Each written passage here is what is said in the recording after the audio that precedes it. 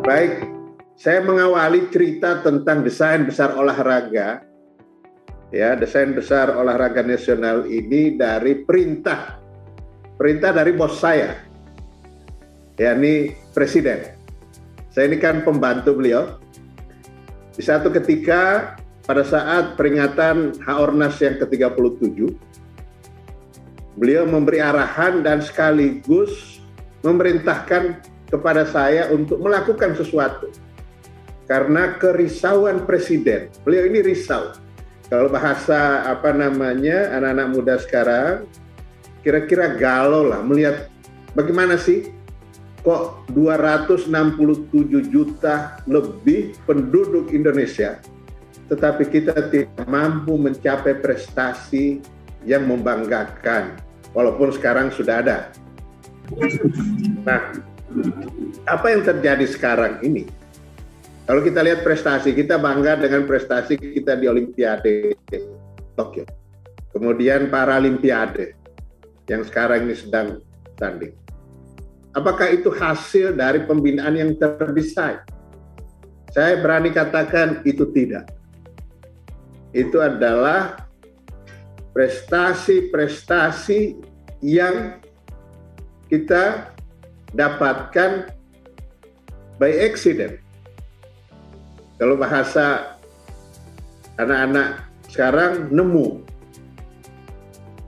Nah, kita tidak boleh lagi cara kita seperti itu untuk membuat prestasi. Prestasi ini harus dirancang, harus disiapkan. Saya selalu sampaikan kepada teman-teman, harus di pabrik. Jadi kita membuat pabrik prestasi. Tanpa itu, maka ya kita akan begini terus. Kita akan terus seperti ini, ya. Setiap ada event, kita mengirim, dan kita tidak bisa lagi membedakan mana Olimpiade, mana Asian Games, mana SEA Games. Publik menganggapnya sama, prestasi SEA Games itu sama dengan prestasi Olimpiade, prestasi di Asian Games. Nah, Bapak dan Ibu saudara sekalian, ini yang coba kita robah. Kami di Kementerian Pemuda dan Olahraga mencoba untuk merubah itu supaya tertata, terdesain apa yang akan kita tuju sebagaimana diperintahkan oleh Bapak Presiden kepada saya dan tentu kepada stakeholder olahraga. Nah, kita harus menentukan mana yang mau kita tuju. Akhirnya dari diskusi dengan kalangan kampus, dengan akademisi, dengan para profesor olahragaan, dengan praktisi, dan stakeholder lainnya, kita akhirnya memutuskan bahwa sasaran utama kita adalah Olimpiade. Ini yang coba kita robah. Kami di Kementerian Pemuda dan Olahraga mencoba untuk merubah itu supaya tertata, terdesain apa yang akan kita tuju sebagaimana diperintahkan oleh Bapak Presiden kepada saya dan tentu kepada stakeholder olahraga. Ini sudah tersusun, ya, desain besar olahraga nasional kira-kira seperti ini. Sementara menunggu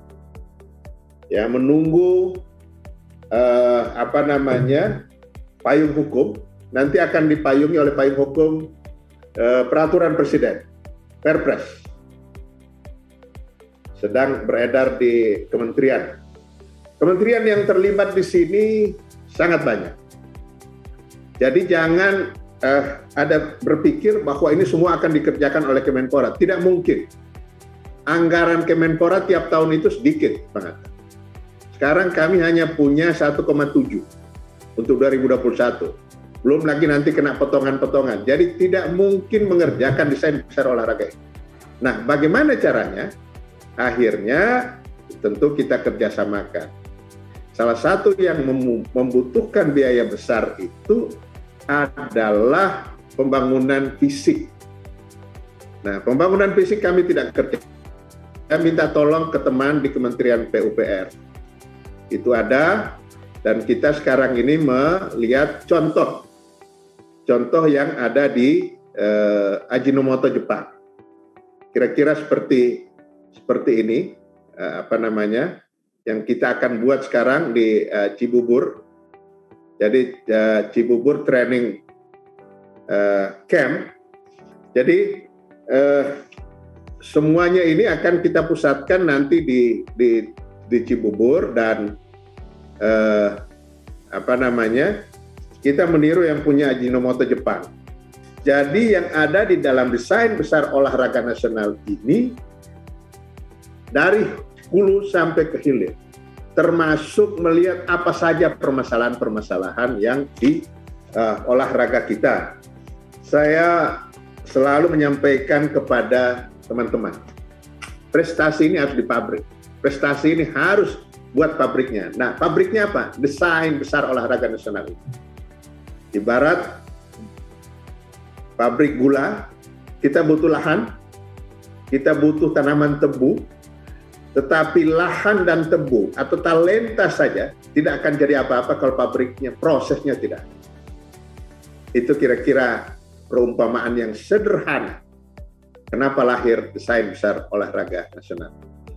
Saya kira itu hal-hal yang ingin saya sampaikan, dan tekad kami 9 September 2021 kick off desain besar olahraga nasional. Kami harapkan akan dilakukan langsung oleh Bapak Presiden pada peringatan Hari Olahraga Nasional yang ke-38 9 September tahun 2021.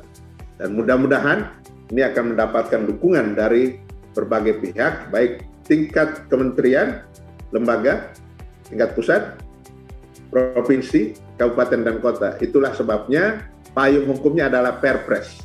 Di samping itu, kami juga sekarang akan memasuki revisi Undang-Undang SKN, dan rohnya Undang-Undang SKN itu adalah desain besar olahraga nasional.